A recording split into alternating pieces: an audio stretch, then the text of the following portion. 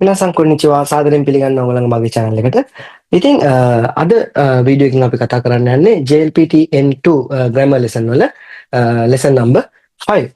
ඉතින් අද මාතෘකාව තමයි නනි නනි ගචි. ගචි කියන එක. ඉතින් ගචි කියන එක අපි meaning එක තේරුම විදිහට ගත්තොත් යමක් නිතර කිරීමට නැඹුරු වී සිටීම. එහෙම නැත්නම් යමක් නිතර කිරීමට පුරුදු වී සිටීම සිටියා වගේ දෙයක් ගැන කතා කරනකොට හැබැයි සාමාන්‍යයෙන් එතරම් හොඳ නැති දේවල්. ඒ කියන්නේ නරක පුරුදු අපේ ඒ කියන්නේ එතරම් හොඳ නැති පුරුදු වගේ දේවල් ගැන කතා කරනකොට මෙන්න මේ ගචි කියන එක භාවිතා කරනවා.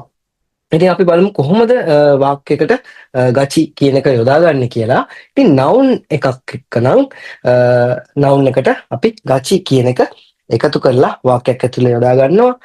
verb එකක් නම් verb එකේ must form එකෙන් තියෙන verb එක must අයින් කරලා අපි ගචි කියන එක ක්‍රියාපදයට එකතු කරනවා. ඉතින් අපි බලමු noun වලට verb වලට මේ විදිහට ගචි කියන එක එකතු කරලා කොහොමද වාක්‍ය හැදෙන්නේ කියලා. හොඳයි බලන්න පළවෙනි වාක්‍ය තොෂියෝ තොරුතෝ බියෝකි ගචිになります. අන්න බලන්න තොෂියෝ තොරුතෝ මෙතන තොෂියෝ තොරුතෝ කියලා කියන්නේ තොෂියෝ තොරු කියන්නේ අපි වයසට යනවා කියන එකනේ. අපි වයසට යනවා කියන එක කියන තවත් විදියක් තොෂියෝ තොරුතෝ. බියෝකි බියෝකි කියන්නේ noun එකක් නේ. ලෙඩ කියන එකනේ. බියෝකි ගචි ඒ කියන්නේ බියෝකි ගචි කියලා කියන්නේ ලෙඩවීමට කියන්නේ ලෙඩවීමට තියෙන ප්‍රවණතාවය වැඩි. ඒ කියන්නේ හැමතිස්සෙම ලෙඩ වෙනවා. කියන්නේ බියෝකි ගචිනි නාරිමස්. ඒ කියන්නේ හැම වෙලේම ලෙඩවීම බවට පත් වෙනවානේ. ඒ කියන්නේ ලෙඩ වෙනවා කියන එකනේ. වයසට යනකොට ලෙඩ වෙන්න පටන් ගන්නවා හැම වෙලේම. ඒ කියන්නේ ලෙඩ වෙන එක වැඩි වෙනවා කියන අදහසනේ. ඉතින් බලන්න තරම් හොඳ නැති දේවල් නේ ගැන තමයි අපි ගචි කියන එකත් එක්ක වැඩිපුරම කතා කරන්නේ.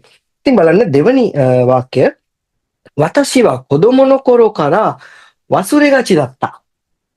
බලන්න වතෂි වා කියන මම කොදොමො නො කොරෝ කොරෝ කියන්නේ ළමා කොදොමො නො කොරෝ කියන්නේ ළමා කාලේ සිටනේ කරා වසුරේ වසුරේ මස් කියලා අපි නේ අමතක වෙනවා කියන එකනේ.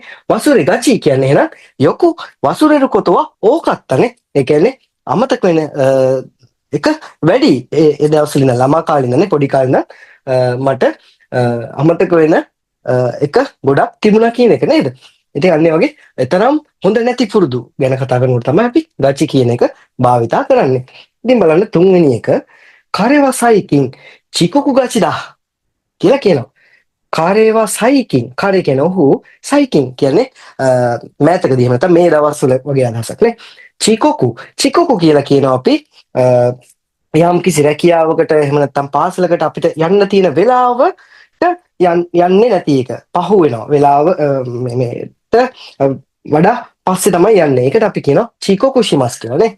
ඉතින් චිකොකු ගචිදා ඒ කියන්නේ එයා මෑතක ඉඳලා ගොඩක් වෙලාවට එන්නේ නැහැ නේ. ඉතින් හොඳ පුරුද්දක් නෙමෙයි. ඉතින් අන්න ඒ වගේ තැන්වලදී අපිට මේ ගචි කියන එක භාවිතා කරලා ගොඩක් වෙලාවට වාක්‍ය හදාගන්න පුළුවන්. අපි කයවල දුනත් කාර්යවනේ මයිචි චිකොකු ගචිදා නේ හැමදාම නේ මේ පරක්කු වෙන එක පුරුද්දකට ගිහිල්ලා පුරුද්දක් කරගෙන ඉන්නේ වගේ කතා කරනකොට අපිට මෙන්න මේ ගචි කියන එක භාවිතා කරන්න පුළුවන්. ඉතින් මම හිතනවා ඔයගොල්ලන්ට මේ ගචි කියන එක දාලා වාක්‍යයක් හැදෙන්නේ කොහොමද කියලා අදහසක් එන්නේ නැති කියලා. මොන හරි අපහැදිලි තැනක් තියෙනවා නම් මට පහලින් කමෙන්ට් එකක් දාන්න. ඒ වගේම N2 lesson එකත් දිගටම රැඳී සිටින්න. එහෙනම් ඊළඟ ජපනීස් lesson එකකින් එනකම් ගිහින් එන්න. මිතෙක් කරේතේ. අරිගතෝ.